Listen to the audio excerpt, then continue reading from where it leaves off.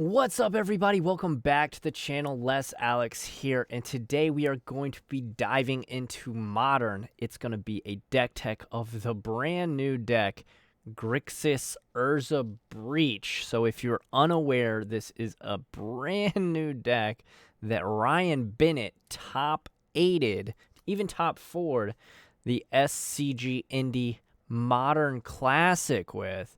So this deck is definitely something that a lot of pros and high-profile players have really been kind of getting on here the last couple of days after Ryan's initial top 8 in the Classic. But yeah, we're taking it to Modern.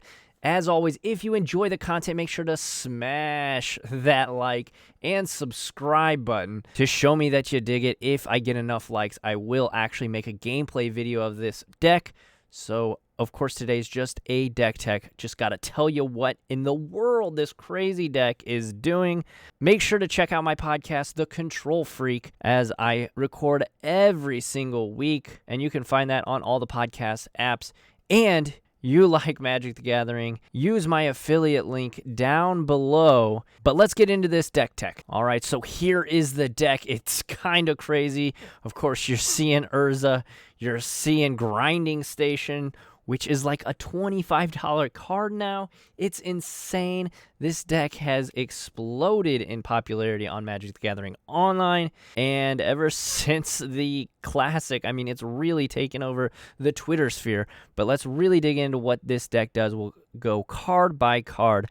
So Emery, Lurker of the Lock. Of course, this card is synonymous at this point with just really churning through the deck and casting a bunch of really cheap, and in this case, a lot of zeros in this deck. You see Engineered Explosives, you see Everflowing Chalice, you see Mishra's Bauble. This deck is insanely good at getting very inexpensive artifacts in its graveyard, and of course, Emery, she can cast them back from the graveyard. Urza, Lord High Artificer, man, this card has been a thorn in a lot of Magic players' sides since its very first week, basically, of being out. Even before it was even legal in Modern, it has been about a $40 to $50 card. Now, Sly Requisitor is one of the cards that, holy smokes, silly looking in this deck here. Let's move over to this one. Sly Requisitor right here. So Improvise, it's 5 mana. That's insanely expensive, but it does have Improvise, so that's going to help you get the price of that bad boy down. Whenever a non-token artifact you control is put into the graveyard from the battlefield, create a 1/1 servo artifact creature token. What could get artifacts into the graveyard? Well, that's where you can count on Grinding Station. This one, I mean, check your bulk boxes, boys and girls, because this one used to be just complete dirt, and now it's about a $25 card. Moving on, though, we have Thassa's Oracle. Of course, this is a breakout stud in Pioneer. Of course, it is a part of the other Breach deck in Pioneer, the Lotus Breach deck, and, of course, the Inverter combo deck. And yeah, I mean, winning the game is pretty good whenever it's tacked on to your text box there. So this card, of course, is going to be the center of this deck. But moving on over to the actual spells, we've kind of touched on a few of them, but let's talk about each and every single one of them.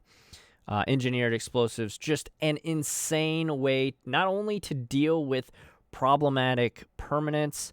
Of course, this deck can get pretty much every color. As you can see, the mana base is Wooburg, so it can deal with pretty much almost any permanent, but also it serves as an Emery target, and of course, whenever you're breaching on that turn that you're going off, it is absolutely free to cast, and you can keep churning on through your deck by untapping your Grinding Stations and sacrificing it, and just keep on going to town. Everflowing Chalice, just a one of in this list, but definitely serves a purpose as kind of early ramp, but also just a Cheerio in this list. Grinding Station, this is really just the card that makes this deck go, along with its partner in crime, Underworld Breach, just being able to sacrifice an artifact, and you mill yourself here. Okay, so you sacrifice an artifact, you mill yourself, put 3 cards in your graveyard. What could we do with those 3 cards? Oh, I guess exile them if need be to keep casting cards from our graveyard to go off. So basically the plan is to get an early Emery followed up by an Engineered Explosives or one of these Cheerios. You could do Mox Amber, of course, is still just as good whenever you're dealing with Emery and Urza. And just keep on pecking down the line. Mishra's Bauble obviously just makes your deck 4 cards lighter, so it is insanely good at getting through your deck and churning.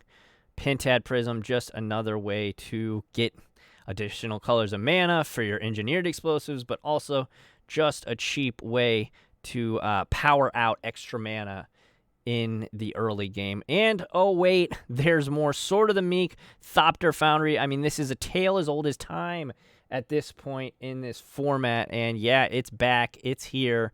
These Urza decks just are not going anywhere, okay? As long as Urza Lord High Artificer is legal in this format, this deck isn't going anywhere. Of course, Urza has turned my artifact into a Mox Sapphire, which is just incredibly powerful, along with, oh wait, it just makes a gigantic dude. That, alongside Sly Requisitor, does give you backdoor wins with just bashing face if you don't end up finding an Underworld Breach. So this deck can attack you from multiple angles. At the center of this, there is, of course, the Arkham's Astrolabe. It draws a card.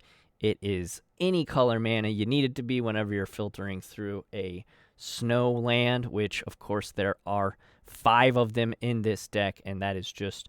it's so good. This deck is nuts to me. I mean, you think that we've capped it. Oko was like the next broken thing. Now we're on to something new. You know, Wizards of the Coast did say that this new set, this new Theros set, was going to be much of the same in terms of how powerful it was.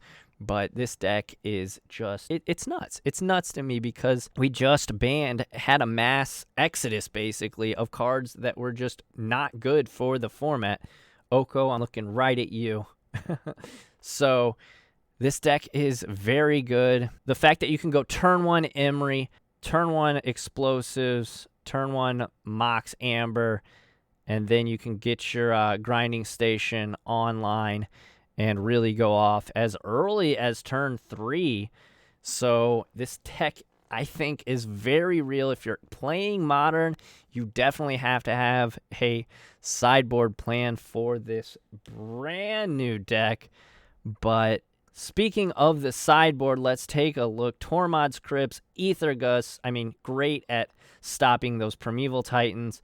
Echoing Truth, Fatal Push, Galvanic Blast to push through extra damage, Nature's Claims, Veil of Summer, because 1-mana Cryptic Commands are great for Magic and exactly what everyone wants to be doing, and Ashiok Dream Renderer. I mean, this deck really does have it all. I'm really excited. Hopefully, this has enough excitement around it. This video has enough excitement around it to allow me to play it in a gameplay video. But yeah, make sure if you enjoy this video to smash the like button. And if you've never been here before, hit that subscribe button because I post videos like this all the time. I have the podcast and I stream once a week on YouTube and 4 times a week over on Twitch. I'll put all of that information in the show notes below. But yeah, everybody, I just wanted to share this brand new deck with everyone, and it seems to be the new boogeyman of Modern, which I feel like we've been saying that quite often recently, almost every single month. It's like a new deck just pops up out of nowhere. I want to know your thoughts. What do you think about this brand new Urza Underworld Breach grinding station amalgamation of a deck? It is technically 5-color deck, but it is definitely based in Grixis.